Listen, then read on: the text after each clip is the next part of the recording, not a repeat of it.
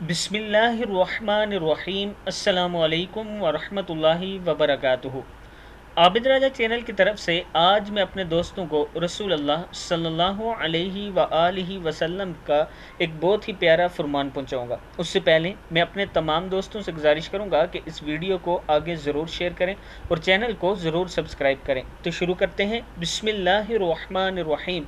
हुजूर अकरम सल्लल्लाहु अलैहि वआलिहि वसल्लम ने फरमाया, दुनिया की ज़ीनत तीन अशिया हैं: माल, औलाद, औरत।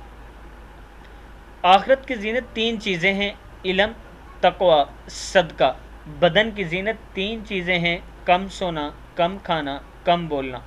अक्ल की ज़ीनत तीन चीज़ें हैं: सब्र, शुक्र, खामोशी। किताब का हवाला ये नीचे मौजूद है, देख सकते हैं।